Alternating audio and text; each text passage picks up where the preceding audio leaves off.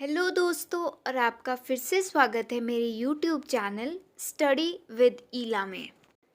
तो आज की वीडियो में हम करेंगे फ्लेमिंगो बुक का लेसन लॉस्ट स्प्रिंग के इम्पॉर्टेंट मल्टीपल चॉइस क्वेश्चंस। तो एमसीक्यू स्टार्ट करने से पहले अगर आप मेरे चैनल पर नए हैं या आपने अभी तक मेरे चैनल को सब्सक्राइब नहीं किया है तो चैनल को सब्सक्राइब ज़रूर कर दें और बेल आइकन को दबाना ना भूलें, जिससे आपको मेरी सारी नई वीडियोस की नोटिफिकेशन मिलती रहे। तो शुरू करते हैं आज का पहला प्रश्न। Why do you do this? Who ask this and from whom? तुम ऐसा क्यों करते हो? ये किसने पूछा और किससे पूछा? A. Author ask from his son. B. Author ask from Saheb. C. Author ask from his mother. या option D. Author ask from his father. तो इसका करेक्ट आंसर हो जाएगा option B, author ask from Saheb. तुम ऐसा क्यों करते हो? तो ये बात ऑथर ने पूछी थी साहेब से। Next is who was Saheb? Saheb कौन था? Option A a singer, B a police officer, option C a rag picker, या option D none of these. तो इसका आंसर है option C a rag picker. तो साहेब कौन था? एक कचरा बीनने वाला। अब नेक्स्ट क्वेश्चन है, when did Saheb left his home? Saheb ने अपना घर कब छोड़ा था? Option A long ago, option B recently, option C both A and B, या option D none of these. तो इसका करेक्ट आंसर है ऑप्शन ए लॉन्ग अगो। तो पहले साहिब और उसकी फैमिली ढाका में रहती थी। वो वहाँ से काफ़ी समय पहले सब कुछ छोड़कर यहाँ सीमापुरी में रहने आ गए। Next is question fourth. There were many storms that swept away their fields and homes, who tell this to Sahib? यानी कई तूफान आए जो उनके खेतों और घरों को बहा ले गए, तो यह साहिब को कौन बताता है? Option A his father, option B his mother, option C his sister, या option D all of these. And the answer is option B his mother. तो जब साहिब और उसकी फैमिली ढाका में रहते थे तो वहाँ पर कई तूफान आए जो उनके खेतों और घरों को बहा ले गए, तो ये बात साहिब को उसकी माँ ने बताई। अब आते हैं क्वेश्चन नंबर 5 पर। Who asked this from Sahib? If I start a school, will you come? Sahib से यह किसने पूछा कि अगर मैं स्कूल शुरू करूं तो क्या तुम आओगे? Option A author, option B her teacher, option C her boss, या option D none of these. तो इसका आंसर है ऑप्शन ए ऑथर। तो ऑथर साहिब से मजाक में पूछती है कि अगर मैं स्कूल शुरू करूं तो क्या तुम आओगे? Next one is what does Sahib Alam means? Sahib Alam का क्या मतलब है?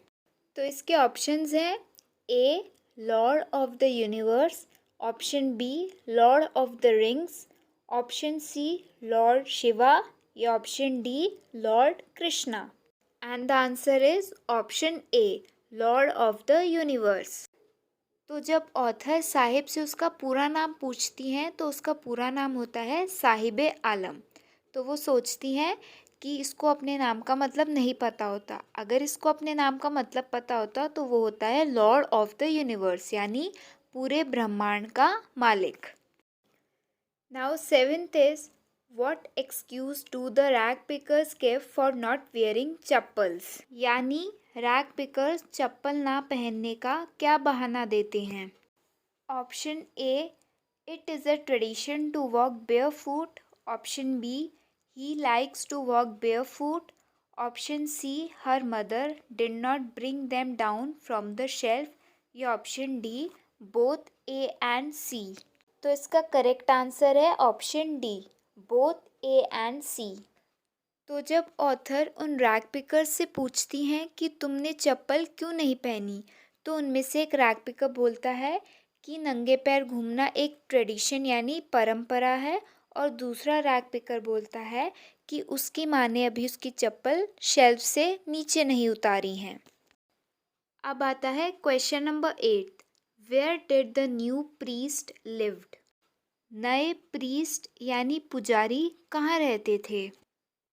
A in the garden, B in the house, C in the backyard, option D in the motor car. तो इसका करेक्ट आंसर है option C, in the backyard. तो author को याद आया कि उन्हें एक आदमी ने बताया जो कि उडुपी का था, कि जब वो छोटा था तब वो स्कूल जाया करता था और उसके स्कूल के रास्ते में एक पुराना मंदिर आता था जहाँ पर उसके फादर प्रीस्ट थे। तो वो वहाँ रुककर अपने लिए भगवान जी से प्रे करता था कि उसको एक पेयर ऑफ शूज़ मिल जाए। तो 30 साल बाद जब ऑथर वहाँ पर गई उडुपी में, तो वहाँ पर उन्होंने देखा कि वहाँ पर अब कोई मंदिर नहीं है। तो वहाँ पर एक नया पुजारी मंदिर के पीछे वाले आंगन में रहने लगा था। Now next is, what did Sahib look for in the garbage? Sahib garbage में क्या देखता था? A platinum, B gold, C ring या option D diamond. And the answer is option B gold. तो साहिब गार्बेज में क्या ढूंढता था? गोल्ड, क्योंकि उसमें उसे उसकी ज़रूरत की चीज़ें मिल जाती थी। तो गार्बेज उसके लिए गोल्ड की तरह था। अब नेक्स्ट क्वेश्चन है, Sahib full name means Lord of the universe but he leads a life of, यानी साहिब के नाम का मतलब है पूरे ब्रह्मांड का मालिक, पर वो कैसी जिंदगी जीता है? Option A prosperity, option B wealth and power, option C poverty and misery या option D none of these. तो इसका आंसर है option C poverty and misery. तो साहिब के नाम का मतलब था पूरे ब्रह्मांड का मालिक, पर वो एक गरीबी और एक कष्ट भरी जिंदगी जीता था। अब नेक्स्ट है question number 11। Where does Sahib live? Sahib कहाँ रहता है? Option A in Rajasthan, B in Uttar Pradesh, C in Seemapuri या ऑप्शन डी इन गुजरात। तो इसका करेक्ट आंसर है ऑप्शन सी इन सीमापुरी। तो साहिब कहाँ रहता है? सीमापुरी में। Next is, how many rag pickers live in Seemapuri?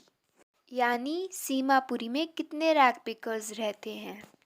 तो इसके ऑप्शंस हैं ए 1000, बी 10,000, सी 2000 या ऑप्शन डी 20,000। तो इसका आंसर है option B 10,000।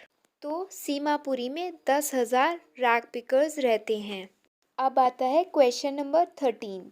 The rag pickers have no identity but they have, rag pickers की कोई पहचान नहीं होती लेकिन उनके पास है A ration card, B PAN card, C both A and B या ऑप्शन डी आधार कार्ड। तो इसका राइट आंसर है ऑप्शन ए राशन कार्ड।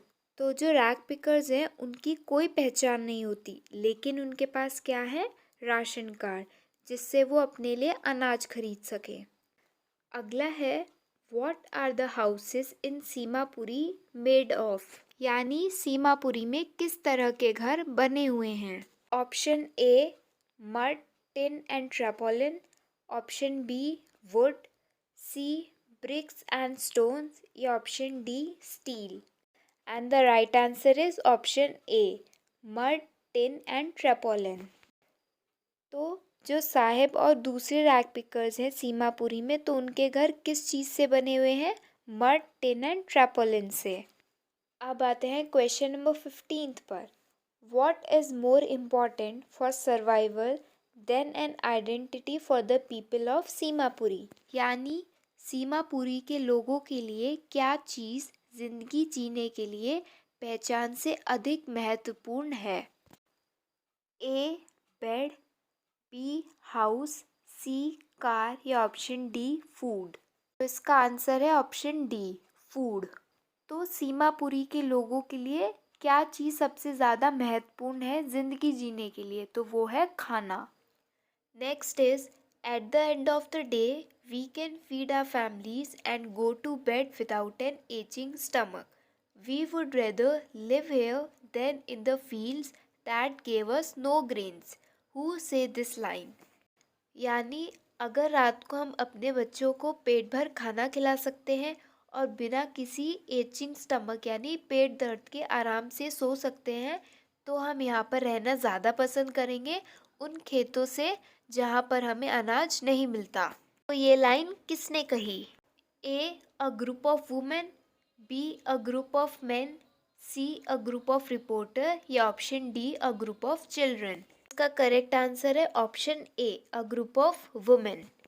तो ये लाइन महिलाओं के ग्रुप ने कही थी. Next is in which year squatters from Bangladesh came in Seemapuri. यानी कौन से ईयर में बांग्लादेश से स्क्वैटर्स सीमापुरी में आए थे?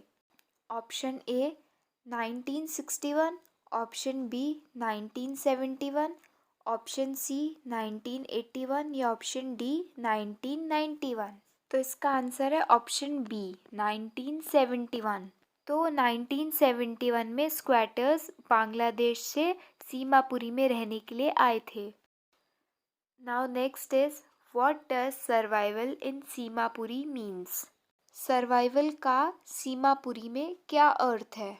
The options are A working on roads, option B working in a glass factory, option C rag picking या option D all of these. And the right answer is option C rag picking. तो जो सीमापुरी के लोग थे उनके लिए survival का अर्थ क्या था? Rag picking. अब चलते हैं नेक्स्ट क्वेश्चन पर. One day Sahib was seen by the author watching some young man playing. एक दिन ऑथर ने साहिब को देखा कि वो कुछ युवकों को खेलते हुए देख रहा है. ए बास्केटबॉल, बी टेनिस, सी कबड्डी या ऑप्शन डी गोल्फ. तो इसका आंसर है ऑप्शन बी टेनिस. तो एक दिन साहिब क्लब के सामने खड़ा होकर कुछ युवकों को टेनिस खेलते हुए देख रहा था. अब नेक्स्ट क्वेश्चन है question number 19. Why did the rich boy give his tennis shoes to Sahib. Rich boy ने अपने टेनिस शूज साहिब को क्यों दे दिए थे? The options are A because he did not like his shoes, option B because there was a hole in one of them, option C because he like to donate his shoes या option D none of these. The right answer is option B because there was a hole in one of them. तो rich boy ने अपने tennis shoes Sahib को इसलिए दे दिए थे क्योंकि उन जूतों में से एक जूते में होल यानी छेंक था. अब नेक्स्ट है where does Sahib work after leaving the work of being a rag picker. Rag picker का काम छोड़ने के बाद साहिब कहाँ काम करता है? A in a glass factory, B in a tea stall, C in a college या D both A and B. The answer is option B in a tea stall. तो रैग पिकिंग का काम छोड़ने के बाद साहिब एक टी स्टॉल में काम करता है. अब चलते हैं क्वेश्चन नंबर 21 पर. How much Sahib get paid after working in a tea stall. यानी टी स्टॉल में काम करने के बाद साहिब को कितने पैसे मिलते थे? ए 600 रुपीज़, बी 700 रुपीज़, सी 800 रुपीज़ या डी 900 रुपीज़. तो इसका राइट आंसर है ऑप्शन सी 800 रुपीज़. तो जब साहिब ने रैग पिकिंग का काम छोड़ दिया था और उसके बाद वो एक टी स्टॉल में काम करने लग गया था तो वहाँ पे उसको 800 रुपीज़ मिलते थे. Next question is what did Mukesh wanted to become. Mukesh क्या बनना चाहता था? A a motor mechanic, B a teacher, C a pilot या option D none of these. तो इसका आंसर है option A a motor mechanic. तो जो मुकेश था वो एक मोटर मैकेनिक बनना चाहता था. अब अगला देखते हैं. What is Firozabad famous for. यानी फिरोज़ाबाद किस चीज़ के लिए मशहूर है? Option A clothes, option B furniture, option C paintings या option D bangles. The correct answer is option D bangles. तो फिरोज़ाबाद बैंगल्स के लिए बहुत मशहूर है। अब आ जाते हैं क्वेश्चन नंबर 24 पर। In which field every other family of Firozabad is engaged. यानी फिरोज़ाबाद का हर दूसरा परिवार किस काम में जुटा हुआ है? Option A in making bangles, option B in making books, option C in making beds या option D in making photo frames. And the right answer is option A in making bangles. तो फिरोज़ाबाद की हर दूसरी family चूड़ियाँ बनाने के काम में जुटी हुई है। Next question is what is illegal for childrens. बच्चों के लिए क्या इलीगल यानी गैर कानूनी है? Option A to become pilot, option B to work in a glass factory, option C to become a motor mechanic या option D all of the above. The right answer is option B to work in a glass factory. तो बच्चों के लिए glass factory में काम करना गैर कानूनी है। नेक्स्ट है how many childrens work in a glass factory. Glass factory में कितने बच्चे काम करते हैं? The options are A 5000, B 10,000, C 15,000 या D 20,000। The answer is option D 20,000। तो फिरोज़ाबाद की ग्लास फैक्ट्री में कितने बच्चे काम करते हैं? 20,000। अब आता है question number 27। Who was that frail young women cooking the evening meal for the whole family. वो घूंघट वाली औरत कौन थी जो पूरे घर के लिए शाम का खाना बना रही थी? फ्रेल का मीनिंग होता है घूंघट। The options are A Mukesh wife, B Mukesh mother, C Mukesh elder brother's wife या option D none of these. तो इसका करेक्ट आंसर है option C Mukesh elder brother's wife. तो जब ऑथर मुकेश के घर गई तो उन्होंने देखा कि एक घूंघट वाली औरत जो पूरे घर के लिए शाम का खाना बना रही थी, तो वो कौन थी? वो थी मुकेश के बड़े भाई की पत्नी। अब अगला क्वेश्चन है it is his Karma his destiny who said this line. ये उसके कर्म है, उसकी किस्मत है, ये लाइन किसने कही? Option A Mukesh, option B Mukesh grandmother, option C Mukesh brother या ऑप्शन डी मुकेश सिस्टर। तो इसका करेक्ट आंसर है ऑप्शन बी मुकेश ग्रैंडमदर। तो ये उसका कर्म है, उसकी किस्मत है। तो ये लाइन मुकेश की दादी बोलती है क्योंकि वो एक बैंगल मेकर की कास्ट में पैदा हुआ है और उन्होंने उसके अलावा कुछ नहीं देखा, सिर्फ बैंगल्स देखे हैं हाउस में, इन द यार्ड में और एवरी अदर हाउस में। अब नेक्स्ट है question number 29। What do the bangles symbolise in Indian culture. यानी चूड़ियाँ भारतीय संस्कृति में किस चीज़ का प्रतीक हैं? Option A charity, option B suhag, option C both A and B या option D none of these. The right answer is option B suhag. तो चूड़ियाँ भारतीय संस्कृति में सुहाग का प्रतीक हैं। अब चलते हैं क्वेश्चन नंबर 30 पर। What was Savita doing when author saw him? Savita क्या कर रही थी जब ऑथर ने उसे देखा? A baking a cake, B soldering pieces of glass, C washing dishes या option D drinking water. The answer is option B soldering pieces of glass. तो जब ऑथर ने सविता को देखा तो वो क्या कर रही थी? सोल्डरिंग पीसीज ऑफ ग्लास यानी कांच के टुकड़ों को जोड़ रही थी। Next is what forces conspire to keep the workers in a bangle industry of Firozabad. यानी फिरोज़ाबाद के वर्कर्स को बैंगल इंडस्ट्री में काम करने के लिए क्या फोर्स करती थी? The options are A. Sahukars and middlemen, B. Policemen, C. Bureaucrats and politicians, या option D. All of the above. The right answer will be option D. All of the above. तो जो फिरोज़ाबाद के workers थे उन्हें Bengal industry में काम करने के लिए sahukars, middleman, policeman, bureaucrats and politicians ये सब चीज़ें फोर्स करती थी. Next is why not organise yourself into a cooperative. From whom author ask this. तुम सब संगठित क्यों नहीं हो जाते, तो ये ऑथर किससे पूछती हैं. A. A group of young ladies, B. A group of childrens, C. A group of young man, या option D. A group of young boys. The correct answer is option C. A group of young man. तुम सब संगठित क्यों नहीं हो जाते, तो ये ऑथर पूछती है एक यंग मैन के ग्रुप से. अब आते हैं क्वेश्चन नंबर 33 पर. What are the hazards of working in the glass bangle industry. Glass bangle industry में काम करने के क्या खतरे हैं.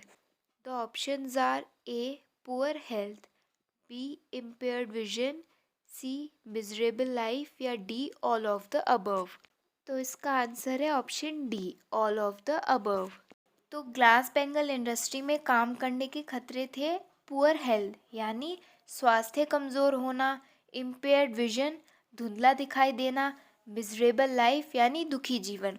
तो ऐसा जीवन हो जाता था एक ग्लास बैंगल इंडस्ट्री में काम करने के बाद. तो अब आते हैं क्वेश्चन नंबर 34 पर. How is Mukesh attitude different from that of his family. यानी मुकेश का एटीट्यूड मतलब दृष्टिकोण अपने परिवार से अलग कैसे है. The hazards of working in the glass bangle industry. Being a coward, c. Both A and B, या option D. None of these. The answer is option a. Being a fighter. तो जो मुकेश था वो पुश्तों से चले आ रहे बैंगल फैक्ट्री में काम नहीं करना चाहता था. वो एक मोटर मैकेनिक बनना चाहता था. तो इसलिए मुकेश का दृष्टिकोण अपने परिवार से अलग था. Now next is as custom demands daughter in law must veil their dash before male elders. यानी रीति रिवाज के अनुसार पुत्र वधू को घूंघट निकालना होता है बड़े बूढ़े पुरुषों के सामने. तो इसके ऑप्शंस हैं a. Hands, b. Head, c. Face, या d. Legs. The answer is option c. Face. तो रीति रिवाज के अनुसार पुत्र वधू को अपने मुंह तक का घूंघट निकालना होता है बड़े बूढ़े पुरुषों के सामने. अब चलते हैं नेक्स्ट क्वेश्चन पर. Who is the author of the lesson the lost spring. The lost spring lesson की ऑथर कौन है. And the options are A. Harper Lee, B. Anees Jung, C. Elizabeth Gilbert, या option D. None of these. तो इसका correct answer है option B. Anees Jung. तो the lost spring lesson की author कौन है. एनीस जंग. तो ये थे फ्लेमिंगो बुक का लेसन लॉस्ट स्प्रिंग के इम्पॉर्टेंट मल्टीपल चॉइस क्वेश्चंस. तो अगर आपको वीडियो पसंद आई हो तो वीडियो को लाइक कर देना, शेयर कर देना, और अगर आपको कोई भी डाउट हो तो कमेंट करके ज़रूर पूछना. तो जल्दी ही मिलते हैं अपनी नेक्स्ट वीडियो में. Thanks for watching.